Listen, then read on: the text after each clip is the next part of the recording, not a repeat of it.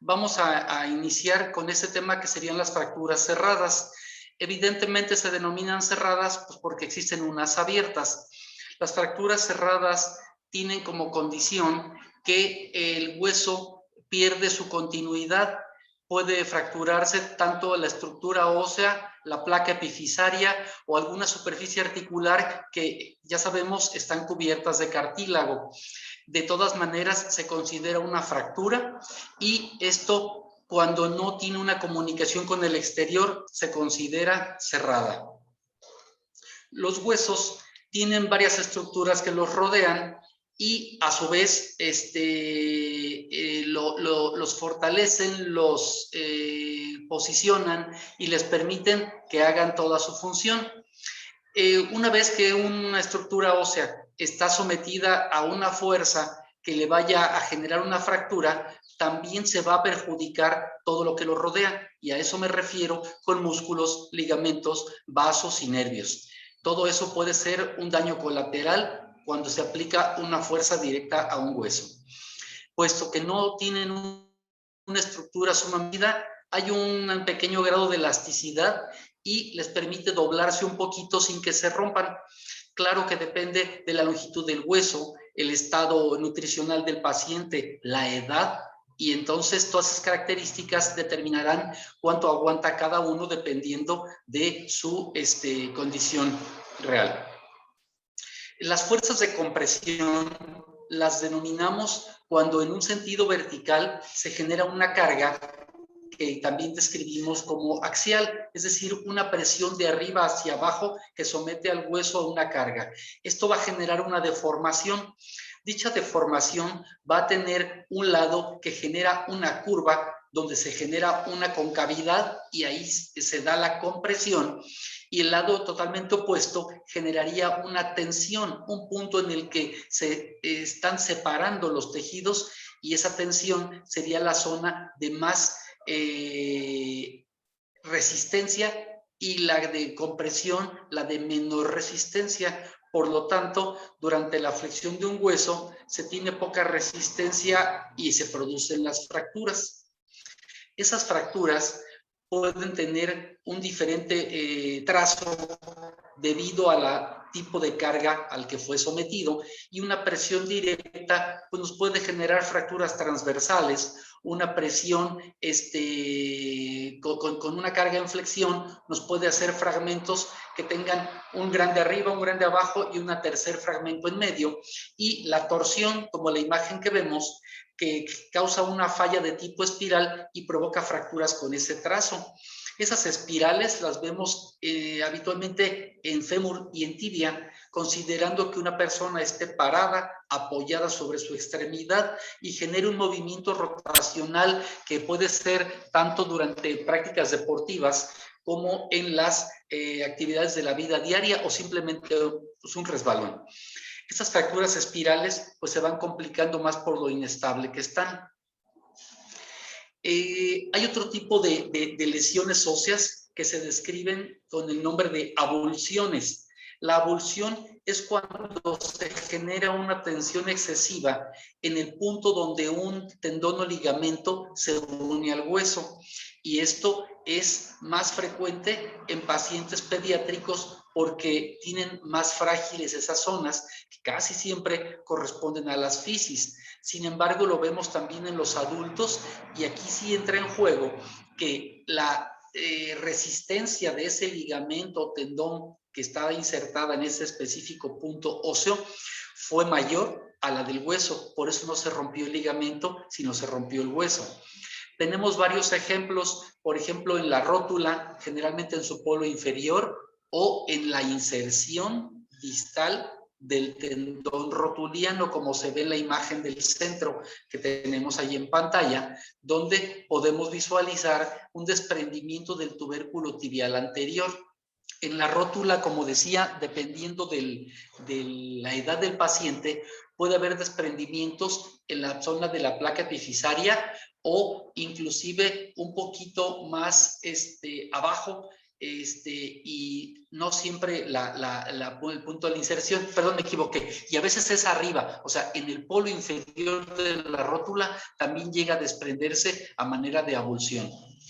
En mi experiencia me han tocado varios casos, como está la foto en la parte más inferior, donde la apófisis estiloides de la base del quinto metatarsiano del pie tiene la inserción de un tendón muy resistente que es el peroneo lateral corto.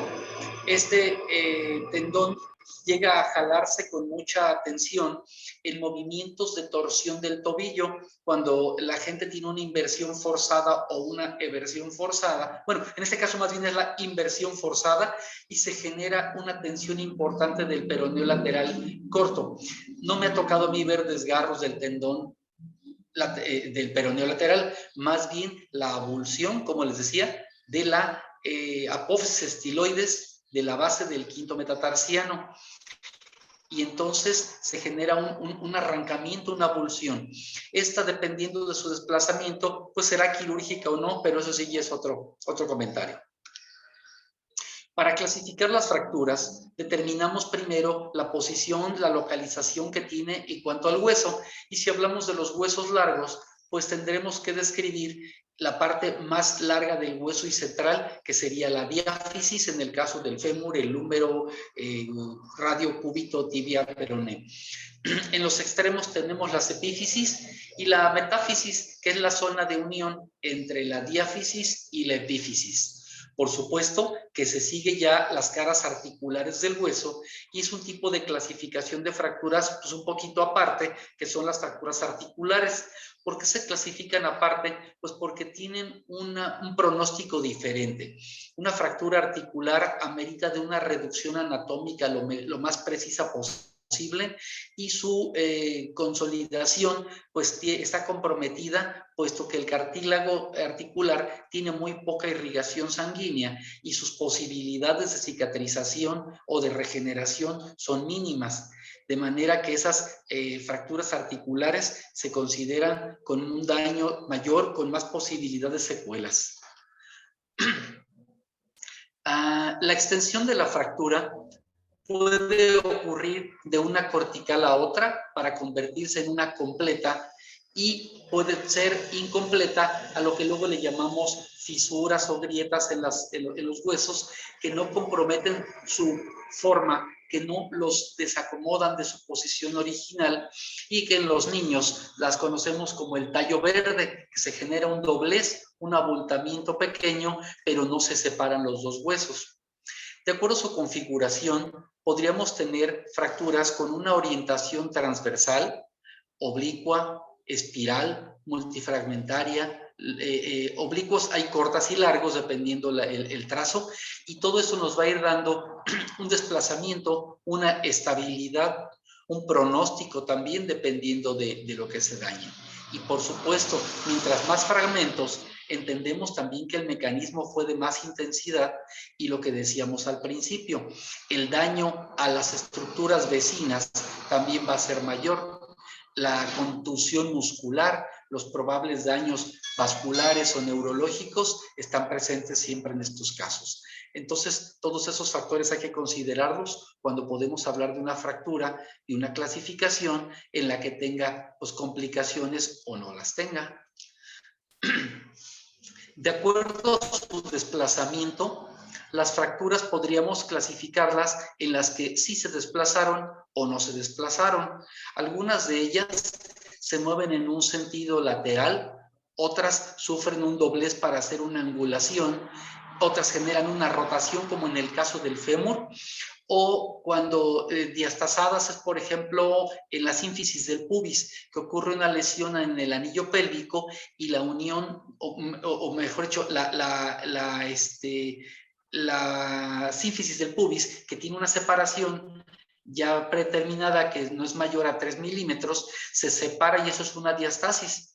Las cabalgadas, como la que aparece en la fotografía de arriba, en la que el segmento distal se encima en el segmento proximal, produce un acortamiento, produce una deformidad y, por supuesto, un dolor también diferente.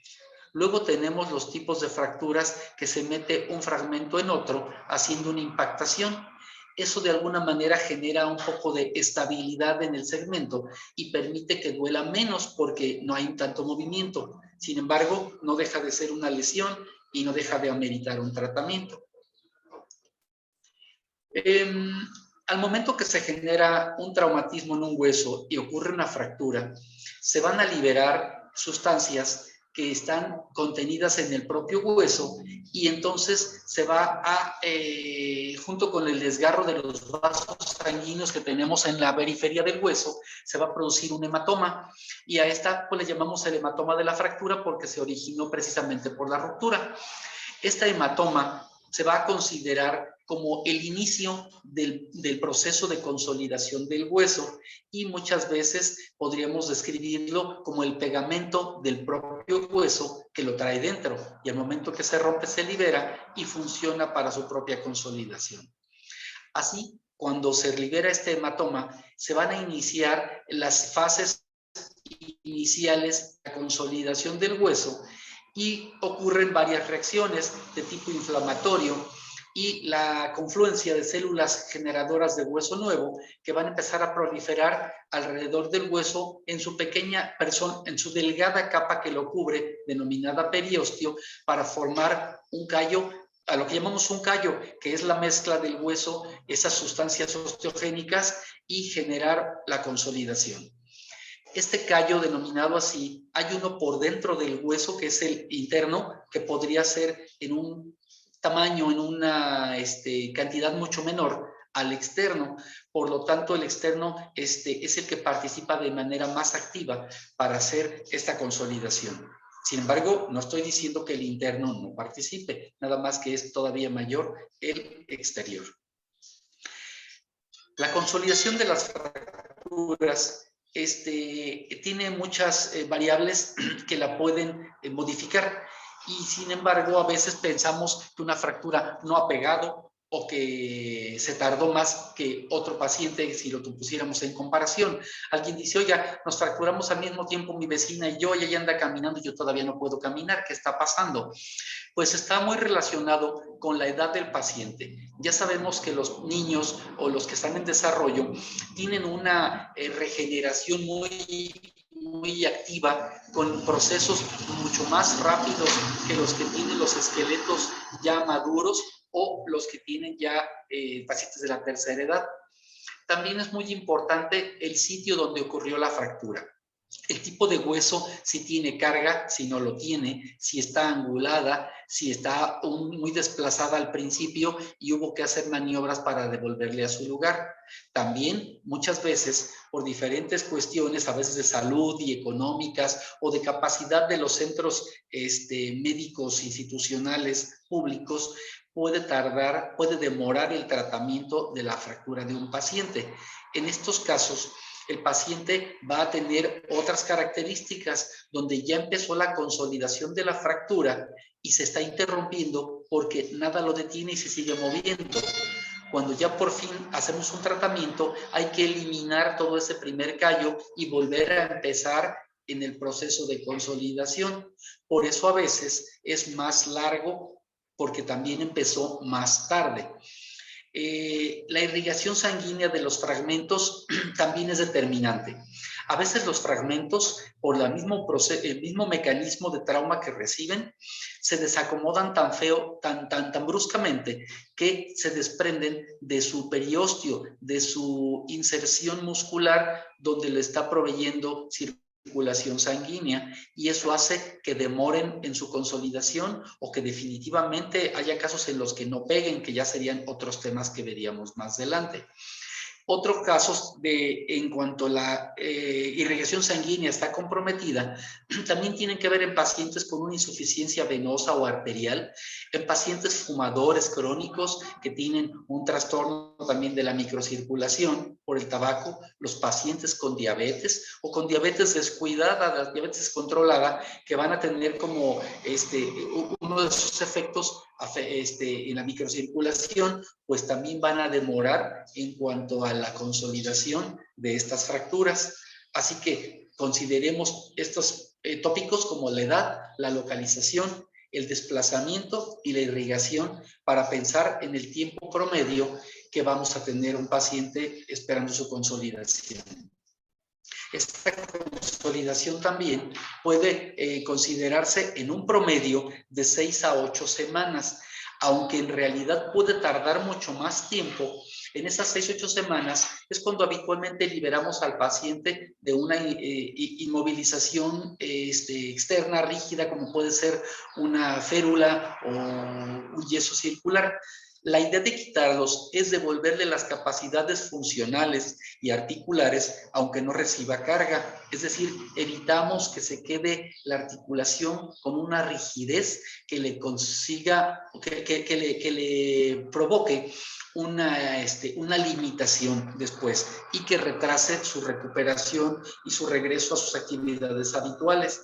Por eso a veces quitamos el yeso, pero no los dejamos caminar todavía, los ejercitamos. Al ejercitarlos, el movimiento muscular genera una mejoría en la circulación y al tener un aporte sanguíneo mayor, como ustedes ya saben, se oxigenan, se nutren y eso hace que se acelere también la recuperación. El volumen de un músculo es muy importante. Un paciente en reposo, ya sea por cama o por un aparato de inmovilización, va a generar una atrofia por desuso de los músculos y todo eso va también a tener una repercusión en el tiempo de su recuperación. Por eso, vuelvo al tema, el promedio de 6 a 8 semanas es el más usual para liberarlos de la inmovilización, pero no tanto para someterlos a una carga.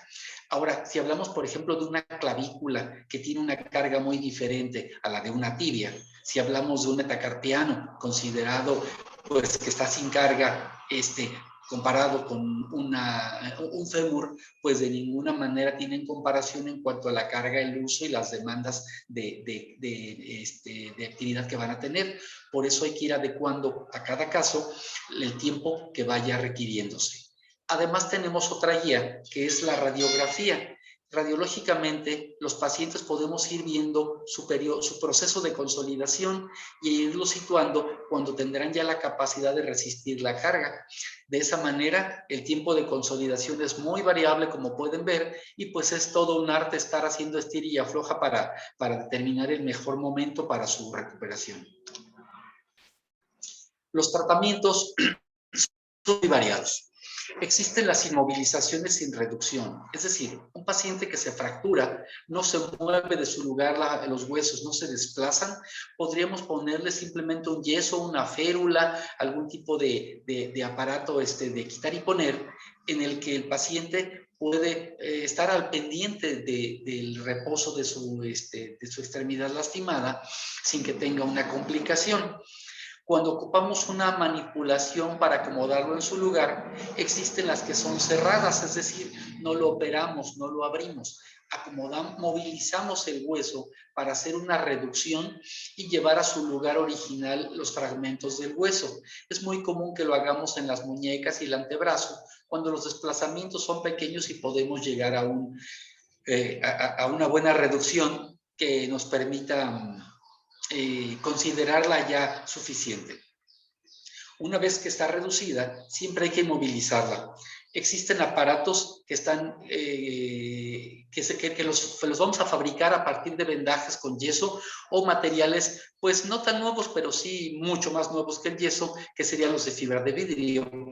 Estos materiales son moldeables, vienen en forma de una venda, y pues de acuerdo a reacciones químicas que tienen y sus recomendaciones de cada uno, pues se van a ir poniendo en base a la necesidad anatómica de la inmovilización, buscando muchas de las veces bloquear las articulaciones vecinas en las que podría generarse un movimiento que desplazara los fragmentos de los que se trate tipo de fracturas. El yeso no se ha pasado de moda. Lo usamos menos porque salpica más, mancha al paciente, al doctor, al piso, tarda en consolidar, en endurecerse.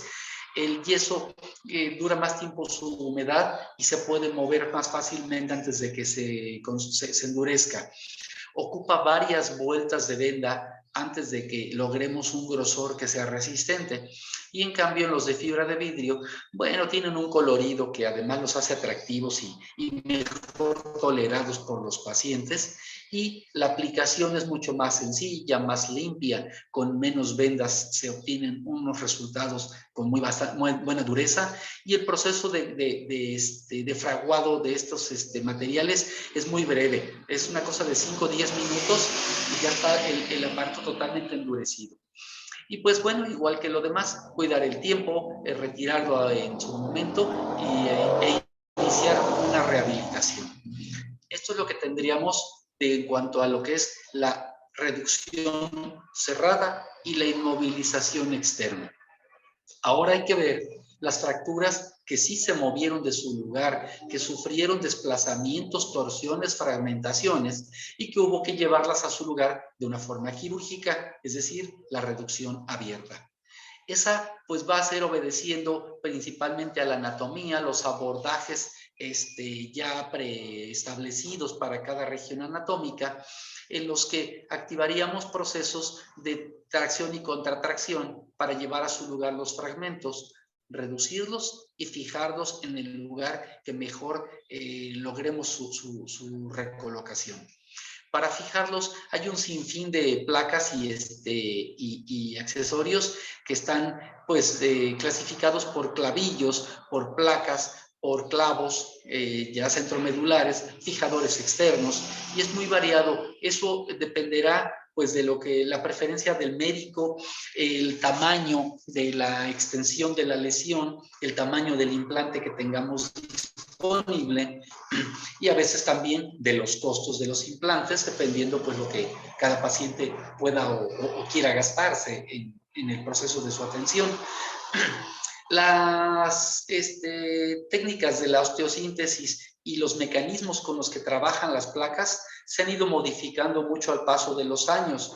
Estas modificaciones incluyen la mínima invasión, en la que por pequeños orificios deslizamos una placa sobre el hueso y desde fuera hacemos pequeños orificios para ponerles tornillos y funciona como un puente. En un extremo tenemos de la placa una parte fija y en el otro extremo otra, y al centro nada de tornillos. Eso nos haría pensar más o menos como la imagen de extrema del lado derecho, donde hay un número, y la zona donde tiene la fractura, que es más o menos en el cuello quirúrgico del hombro, del húmero, los tornillos están proximales al que son a la cabeza y distales. Y si se fijan, ni siquiera se rellenan todos los orificios. La placa es tan larga como es, sin embargo, la cantidad de orificios es para que pongamos los que consideremos necesarios para lograr la estabilidad, mantener la reducción y permitir una movilización temprana que nos provoque la recuperación del paciente en una forma de menor tiempo posible. Las placas antes eran rectas la mayoría y fueron imitando la anatomía de cada hueso y haciendo placas específicas para el hombro derecho, para el hombro izquierdo, para la tibia derecha, la tibia izquierda. Entonces se volvió pues cuantioso ese arsenal de implantes que, bueno, nos permiten trabajar de una forma más sencilla con resultados mucho mejores. ¿Hay algún comentario en cuanto al tema que acabamos de platicar? Disculpe, ¿qué pasa si pega mal el hueso? Ok, eso podríamos describirlo como una consolidación viciosa. Cuando el hueso pega mal, tenemos que considerar dos cosas. Si la parte que pegó mal quedó, vamos a decir, con un desacomodo pequeño en cuanto a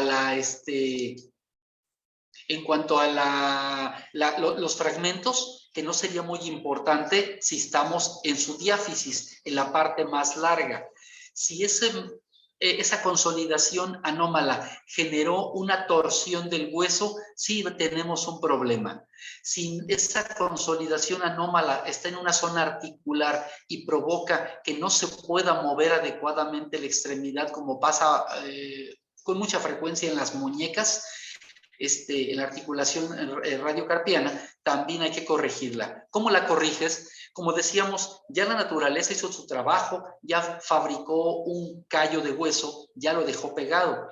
Pues en una cirugía tienes que abrir, despegar, eliminar ese callo óseo, rasparlo y volver a colocar el hueso en la posición que quieres. Y por supuesto, fijarlo para que se quede ahí y pegue de esa manera. ¿Qué obtendríamos? Pues un periodo más largo de consolidación por todo lo que acabamos de decir. Interrumpimos la original, la inicial, y ahora tenemos la necesidad de tener un periodo nuevo a partir de que lo despegamos. Yo siempre pongo como ejemplo una taza a la que se le rompe la orejita. Le ponemos resistol, la colocamos en su lugar, pero si antes de que endurezca la quitamos y la volvemos a colocar, y antes de que endurezca la quitamos y la volvemos a colocar, se va a secar ese resistol y ya no va a servir. Tendríamos que raspar el resistol viejo, volver a poner resistol nuevo y otra vez esperar, ya sin movimiento, a que se endurezca ese pegamento y pegue esa taza. Transpolando esta idea al hueso, a las fracturas, tenemos entonces que si el proceso de consolidación ya estaba avanzado y lo quitamos, a veces no nomás basta con mover el hueso, desacomodarlo y volver a acomodarlo, ya no va a pegar. Por eso incluye abrir, raspar, eliminar los restos de ese pegamento del hueso previo para que no haya ninguna interferencia y genere otra vez su proceso el hueso de sangrado de las sustancias osteogénicas y otra vez el cobijo que le va a dar el tejido blando al que lo rodea para que su aporte vascular mejore de nuevo y eso otra vez contamos el tiempo que habíamos platicado. Eso se hace. Los que pegan mal hay que corregirlos siempre y cuando comprometan la función. Es que conocí a alguien que me platicó que se fracturó el meñique y Ajá. que cuando le revisaron, cuando ya pues estaba formando el callo, no sé qué estaba formando, y le dijo el doctor que se le pegó mal y que se le rompió en ese momento y se lo volvió a poner el yeso. Por eso es Sí, como que ayuda. a lo mejor tenía poco tiempo de evolución o un callo muy chiquito, por eso lo pudo romper. Otras veces, digo, con un paciente anestesiado, los forcejeas y no se rompen y tienes que ir y despegarlo. ¿Por qué? Porque en la forcejeada podrías conseguir que se rompa el hueso de otro lado y no el que tú estabas esperando, que ya haya endurecido ese callo y tanto lo forzas que rompas el hueso en otra parte. Entonces eso hasta pues, penoso, es una complicación que no quieres tener y por eso preferimos abrir y cuidadosamente despegar esa unión que no nos está sirviendo. Gracias. Sí, doctora Estrella, estoy viendo el relojito, nos quedan 2 minutos y nos falta otro tema. ¿Qué se hace? ¿Se interrumpe y vuelve a empezar la reunión? ¿Cómo hacemos? Sí, ahorita la termino y nos volvemos a conectar al mismo link que le mandé. Sí. ¿Alguien más tiene alguna pregunta, jóvenes? Oiga, doctor, ¿cuánta como tela de algodón se le tiene que poner a una persona antes del yeso para que no le provoque, pues sí, como ciertas quemaduras, podría decirse, porque ya ve que el yeso se calienta? Ok, no es precisamente el calor del yeso, sino el tipo de sustancia que genera una reacción en la piel. La va a resecar, la va a irritar. Entonces disponemos de muchos materiales, unos a base de algodón prensado que se llama guata, hay otros de un material sintético que es poliéster y su finalidad no es precisamente aislar el calor, sino separar los materiales que podrían despertar una reacción alérgica en la piel. Todos los que están enyesados les va a dar comezón, porque se empieza a resecar la piel y al resecarse se genera una especie de polvito de la misma piel que cuando nos bañamos todos los días